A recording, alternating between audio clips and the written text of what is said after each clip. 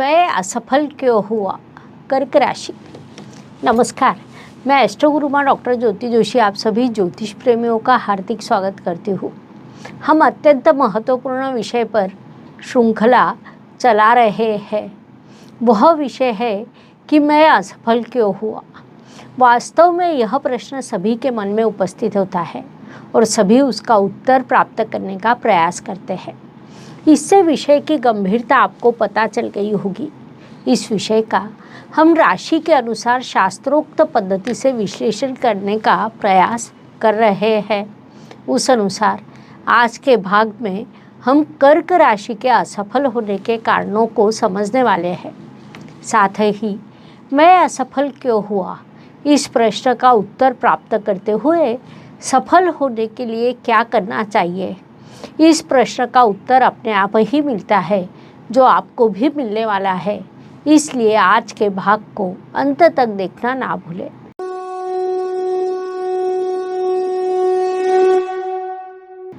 कर्क राशि की दृष्टि से विचार करें तो यह चर एवं जल तत्व की राशि है। अत्यंत संवेदनशील लोगों की कोई भी निर्णय भावना से लेने वाले राशि के रूप में कर्क राशि की विशेष पहचान है। इसी के कारण कई बार आपको दीर्घकालीन असफलता प्राप्त होती है। आपके मन में प्रश्न उपस्थित होता है कि यह मेरे साथ क्यों हुआ। वास्तव में यह प्रश्न हर तीसरे दिन आपके मन में उपस्थित होता है। हर बार ऐसा होता है कि आप रिश्तों के लिए बड़ा परिश्रम करते हैं, फिर सामने वाला व्यक्ति कोई भी हो, संतति हो, जीवन साथी हो, माता पिता हो, सास ससुर हो, बहन हो, मित्र हो, कोई भी हो, सभी के लिए आप सदैव कार्यरत रहते हैं। आपकी ऐसी भावना होती है कि यदि आप इन सब के लिए कुछ करें तो आपका रिश्ता अधिक मजबूत हो सकता है, लेकिन वैसा नहीं होता। आपके साथ बिल्कुल उल्टा होता है। जिस व्यक्ति के लिए आप जितना अधिक परिश्रम करते हैं, वह व्यक्ति उतना ही आपसे दूर जाता है। उसके पीछे एक विशेष कारण है। कर्क राशि के मंत्रिमंडल का विचार करें तो आपका राशि स्वामी चंद्रमा, वह आपकी कुंडली का मुख्यमंत्री है। परिवार का प्रमुख रवि है, क्योंकि वह आपके द्वितीय स्थान का स्वामी है, और परिश्रम का कारक तृतीयेश बुध है। होता क्या है कि आप परिश्रम से कमाते हैं और बोलकर उसे गवा देते हैं।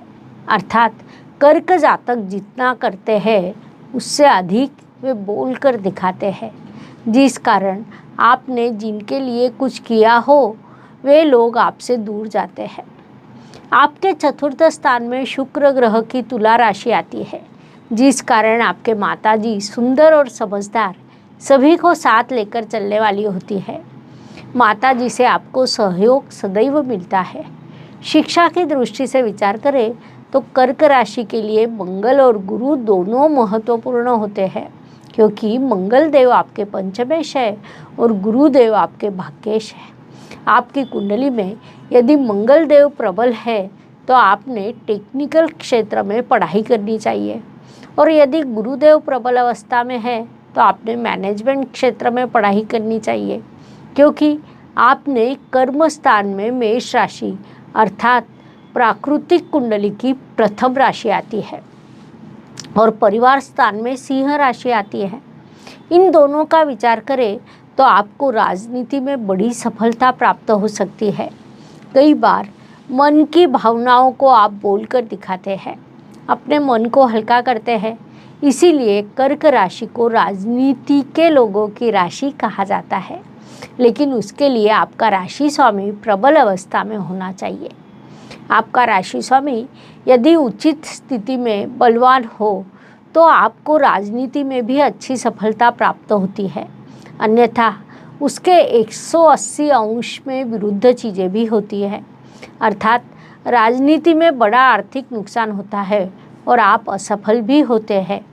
इसलिए ऐसे जातकों ने राजनीति के चक्कर में पड़ना ही नहीं चाहिए।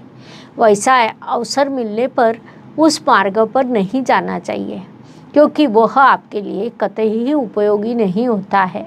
अर्थात चंद्रमा के बल पर राजनीति में सफलता और असफलता निर्धारित होती है।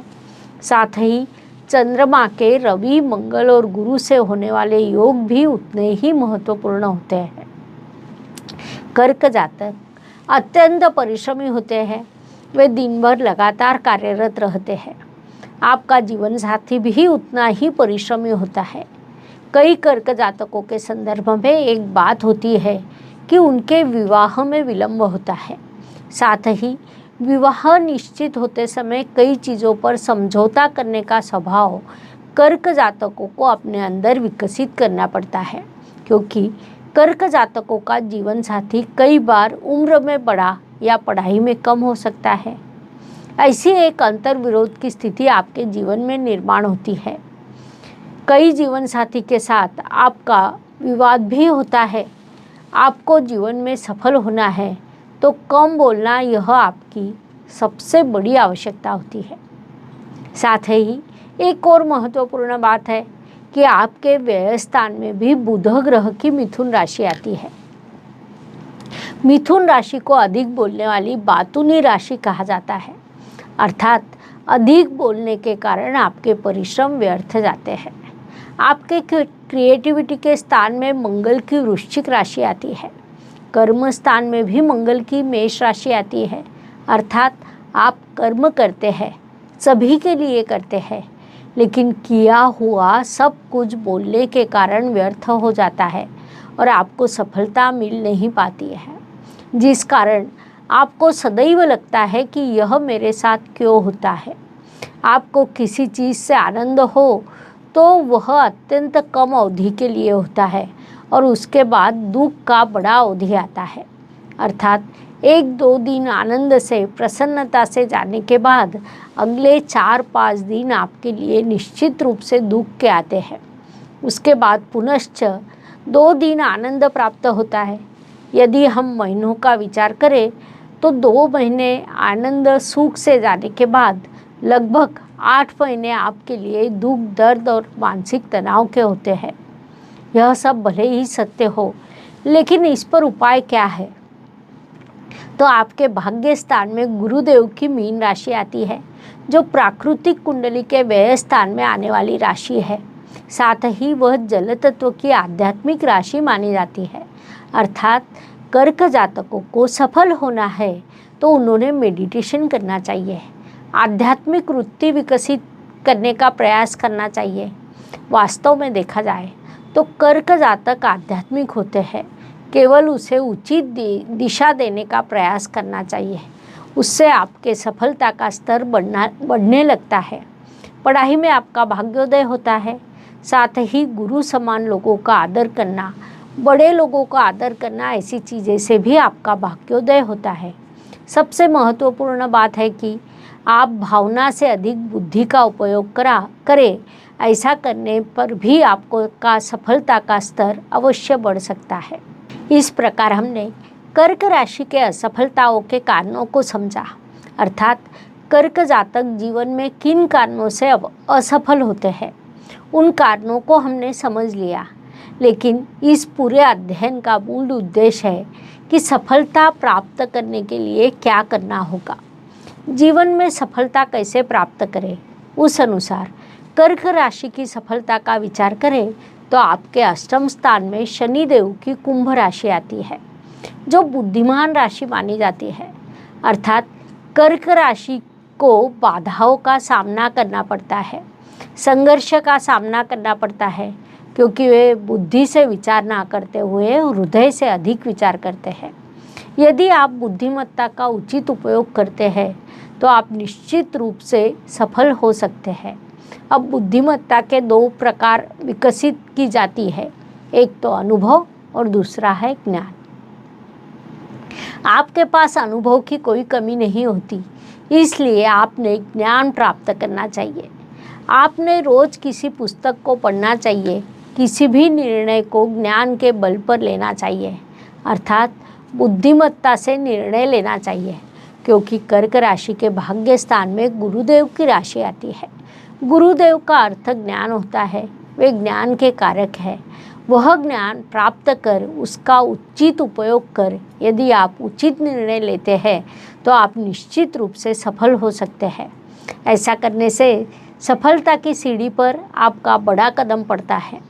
रोज के जीवन में हम देखते हैं कि कर्क जातक पूरे असफल होते हैं या फिर बड़ी सफलता प्राप्त करते हैं, अर्थात वह आपके ज्ञान पर निर्भर करता है। वह ज्ञान आपको पुस्तकों को पढ़ने से मिलता है। इसीलिए कर्क जातकों ने जीवन में पढ़ने की आदत बना लेनी चाहिए।